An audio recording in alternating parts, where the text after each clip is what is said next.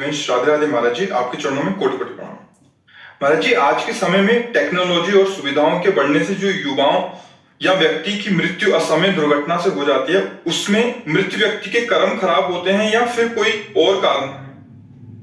देखो, अकाल मृत्यु तो तब होती है जब कोई महत अपराध बन जाता है। जैसे आजकल महत अपराध बड़ी सूक्ष्मता से हो रहे हैं और लोग समझ नहीं पा रहे कि जिनमें बच्चियों को कूड़ेदान में फेंक दिया, नवजात शिशुओं की हत्या कर दी गई, भ्रूण हत्या कर दी गई, गर्भ हत्या कर दी गई।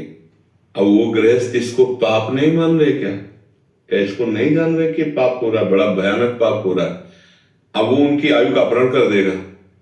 अबोध बालक की हत्या, किसी सोते हुए पुरुष की हत्या, गुरुजनों का किसी तरह से अवहेलना, अपमान, या किसी अबला का किसी तरह से मान मर्दन और उसको मारना, ये सब महत अपराधों में आते हैं। आजकल महत अपराध खिलवाड़ हो रहा है, नहीं हो रहा तो आयु नष्ट हो जाएगी, श्री नष्ट हो जाएगी, कीर्ति नष्ट हो जाएगी।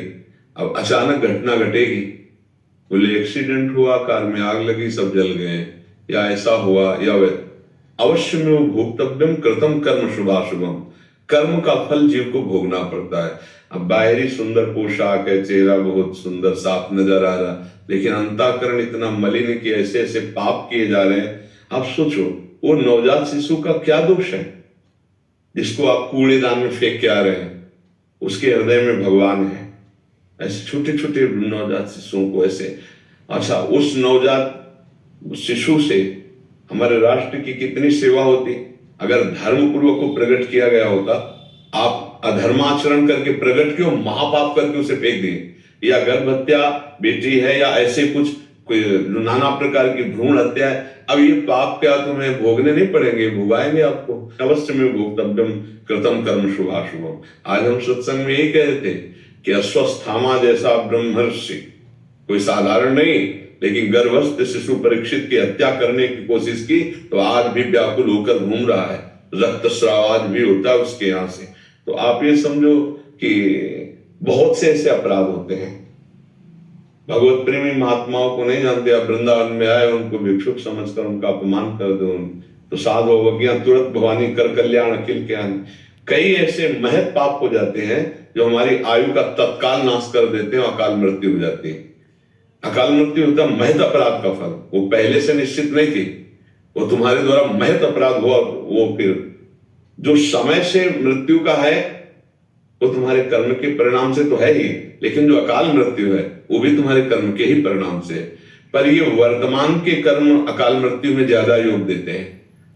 अब जैसे पूर्व से निश्चित है कि 20 वर्ष की अवस्था में सांप काटेगा, आप ऐसे जाएं, या आप जल में डूब जाएंगे, तो वो पूर्ण मृत्यु के भी हो सकती है।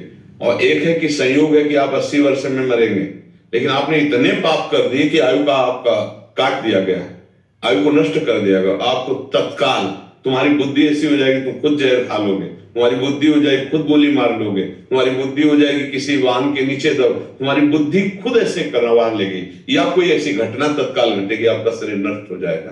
तो इसलिए कहा गया है कि संत समागम करो, शास्त्र स्वाध्याय करो, जिससे तुम्हें यह पता चले कि क्या पाप है क्या पुण्य है, क्या नहीं करना चाहिए क्या करना चाहिए। इसलिए हम सबको चीख चीख के कहते हैं, कुछ समझ में आवे ना आवे, शराब मत पियो, पराई माता बहनों की तरफ गंदी दृष्टि वाली बात मत करो, मांस मत खाओ, नाम जप करो, तुम्हारा जीवन संभल जाएगा। लेकिन आप सोचो, कौन सा शास्त्र तुम्हें आदेश देता है कि तुम मनुष्य होकर मांस भक्षण करो? छोटे छोटे पशु, हर जीव अपनी रक्षा चाहते हैं, तुम कितने निर्दयी हो। अगर आप ना उसे खाए तो आप पाप से बच जाएंगे। तो जो मदिरा पीता है उसके अहम वृत्ति बढ़ जाती है, निर्णय करने की शक्ति खो जाती है। देखो ना उनकी हालत, देखो ना जो चल, अब वो कहीं ना कहीं राक्षसी प्रवृत्ति उदय होगी तो पाप कर्म बन जाएगा। इसीलिए इनको महापाप में रखा गया है। अब कौन मदिरा नहीं पीता? कोई बिरले ऐसा होगा, नहीं तो आजकल स्वागत है इसी बात का रखा गया है। वीआईपी कल्चर कहा जाता है, इसे नहीं कहा जाता है।